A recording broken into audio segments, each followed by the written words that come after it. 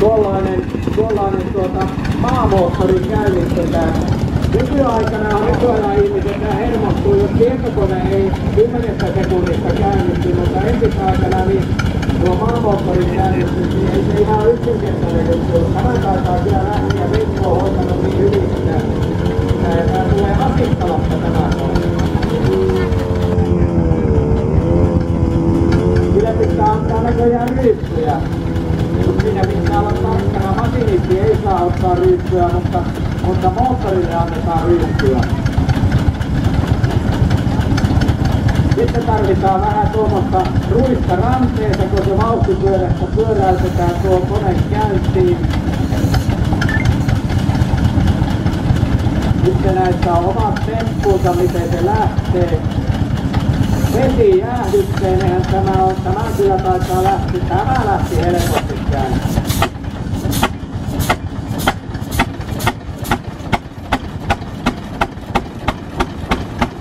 Applaudeja Veikolle. Hän on todellinen masinisti.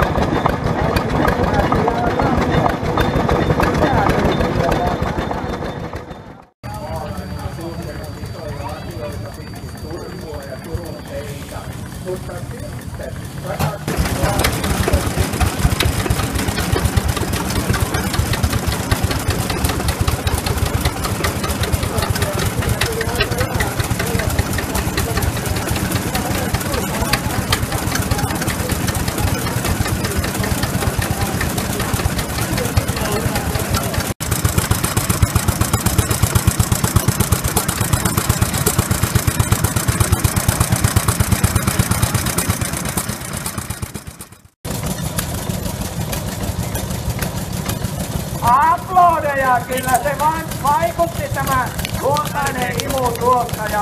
Näin se oikea masinisti hoitaa hommansa. Tämän koneen omistaa veljekset Kattelu.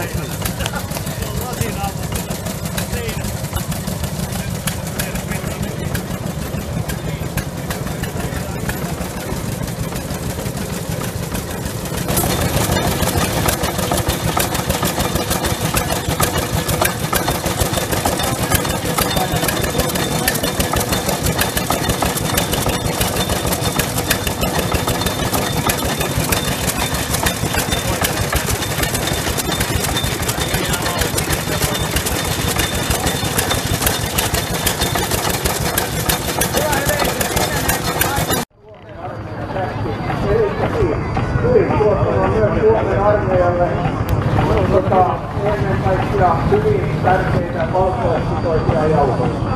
Kiitoksia, siinä tuli Maurilta mukavaa hiihtoa ja tulkaa lähemmäs katsomaan Mauri jauhaa Saariston-Sirkalle leivottavaa. Kiitoksia.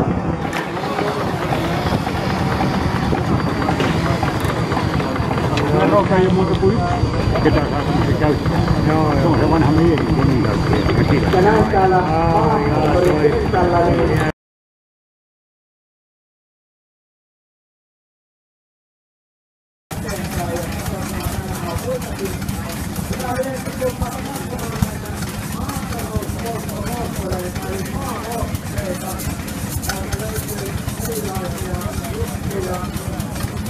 täällä on myöskin sellainen